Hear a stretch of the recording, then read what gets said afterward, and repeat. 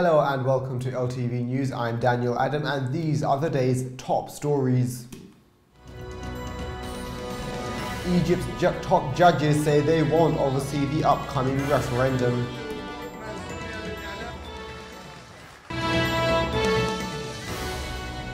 The death toll from a Japanese tunnel crash reaches 9.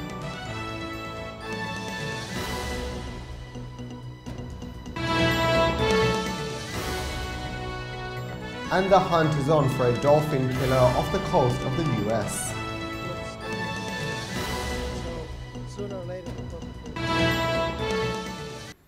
Here are the top stories from the Middle East.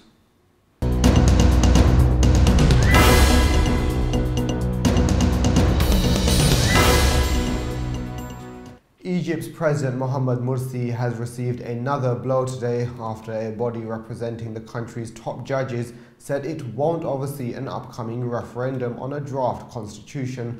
Morsi recently issued a decree making him immune to judicial review, angering thousands across the country. The following report has more on the story.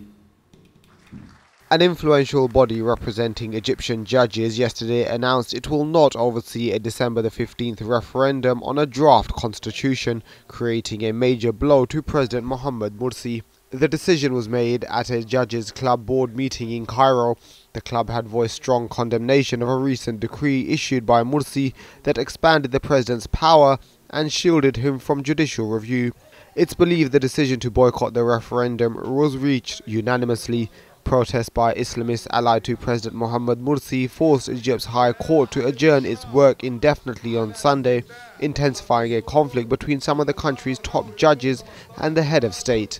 The Supreme Constitutional Court said it would not continue until its judges could operate without psychological and material pressure, and said protesters had stopped the judges from reaching the building. However, Morsi has so far remained defiant, saying the laws are only a temporary measure. It's now over a year since the overthrow of former Libyan leader Muammar Gaddafi, and many in the country say they are dissatisfied with the current security situation. For many, the nation has now become divided between government forces and local militia groups who often impose their own laws in different regions. Residents in Libya are dissatisfied with the current state of security in the country as attacks and assassinations continue a year after the end of the country's civil war. The assassination of Faraj al-Darsi, head of police in the eastern city of Benghazi last month, seemed like an all-time low for security in the North African nation, but the government recently announced that it would offer 200 million Libyan dinars in financial aid to Tunisia, which has further aroused the anger of the Libyan people. According to locals, militia are the most dangerous force in the new Libya. Some people blame the chaotic security situation in the country on escaped prisoners. In the 42 years of ironclad rule by former leader Muammar Gaddafi, social stability in the country was tightly regulated by the army and police forces. But the months following the conclusion of the Libyan civil war last year has seen the proliferation of local armed militia groups. For many, Libya has now become a complex collage of militia, new government forces, religious extremist organizations, and local civilians who just want safety and security to return to their daily lives.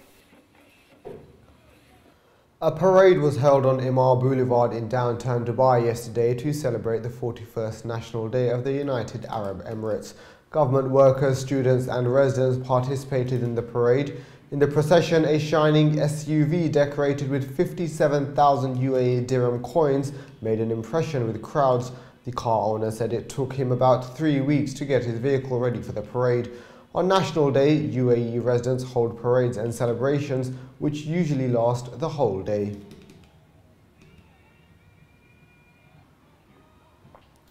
At least 15 people are reported to be dead and dozens injured in an explosion that rocked the Hamra district of Homs in Syria. The blast happened near the Mosque of Omar and a nearby stadium.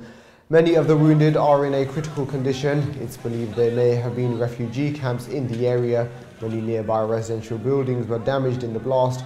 Homs has been a frequent battleground during the 20-month uprising against President Bashar al-Assad.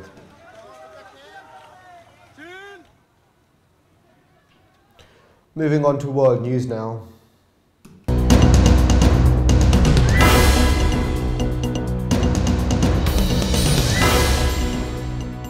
9 people have been confirmed dead after a tunnel collapsed in Japan. It's believed that metal rods holding the structure up gave way as people drove below, causing a major fire.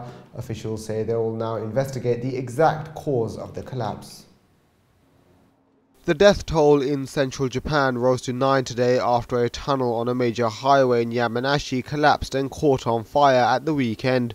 2 people were also seriously injured in the almost 3-mile tunnel. Japanese fire department officials said that 50 to 60 meters long section of the tunnel concrete ceiling panels collapsed onto cars as they were driving through, trapping people and causing a fire. An official from the highway operator said the metal rods used to secure the concrete panels to the tunnel walls may have become loose. The ceiling panels had not been repaired or reinforced since they were built in 1977, but they passed safety checks in September. The government vowed to take care of the victims and to prevent similar accidents.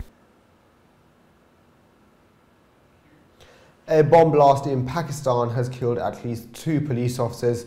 It's not yet known who was behind the blast, which took place in the northwestern city of Peshawar. However, officials say it's most likely local Islamists who they've been battling for a number of years. A bomb exploded near a police van in Pakistan's northwestern city of Peshawar, killing at least 2 police officers today. Local media added that the van was hit while it patrolled on Kohat Road on the outskirts of the city. There was no immediate claim of responsibility for the attack. Pakistan's Taliban, who have also said to have links to Al-Qaeda, are blamed for many such attacks across Pakistan, a strategic US ally. The city of Peshawar is located near Pakistan's tribal region along the border with Afghanistan, the main sanctuary for Islamists in the country. 4 South Korean sailors abducted by Somali pirates 19 months ago were released this weekend. The MT Gemini, a tanker operated by Singapore-based Glory Ship Management, was hijacked by the pirates late April of this year. The vessel, which was heading to Malaysia from Kenya, had 25 crew members on board. The release came after the ransom talks between the MT Gemini and the captors made progress after the pirates withdrew their demand that 5 of their colleagues serving terms in a South Korean jail be set free. The 5 were arrested during a South Korean commando raid in 2011 on the South Korean tanker MV Samo that was seized by pirates in the Gulf of Aden.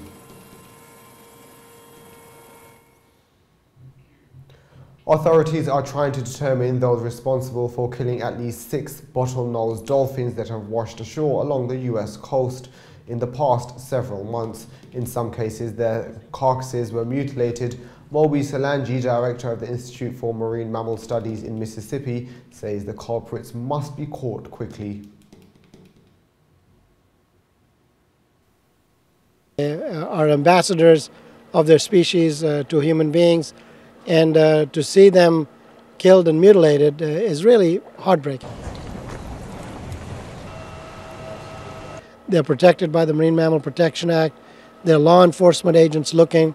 They have forensic evidence now with the bullets that we have recovered.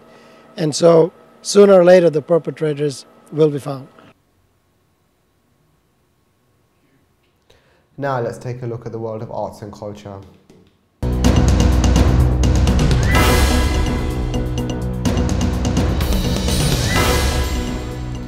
The Korean pop phenomenon that had the world doing the horse dance recently is back under the spotlight this Christmas in Perth. Korea singer Psy's YouTube hit Gangbang Style is the soundtrack to a light show in the Western Australian state of Perth.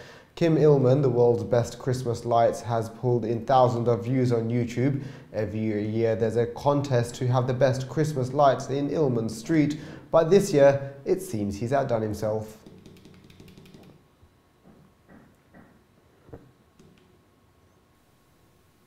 So for instance here, these are arches, and when I press play here, see the arches go backwards and forwards there? And you get that to happen by simply saying section 1 of the arch goes on, then fades down, while section 2 comes up and fades down. And you have to physically program each one of those, what have I got here, 32 different individual channels. It's been pretty good. We've had a few small problems, as we always do. For instance, the power supplies get a bit heavy, or they are heavy, and they tend to fall out if there's not a tight connection. But I sit here in front of this computer and we focus on, say, the face, and we make sure that that's all in sync, and then we focus on the tree and we notice there's a couple of strands out there and we have to swap stuff around. Then you get the neighbours that walk past and they get first look at it.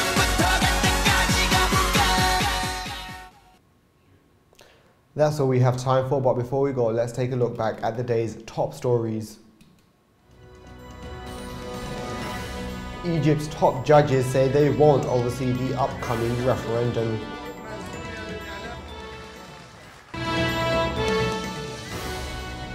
The death toll from a Japanese tunnel crash reaches 9.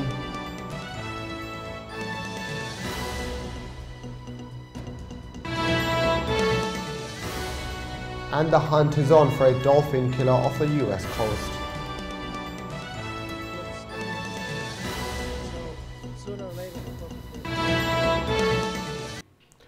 Thank you for watching. For more information, do visit our webpage levant.tv. Join us tomorrow at the same time. Until then, from all of us here, goodbye.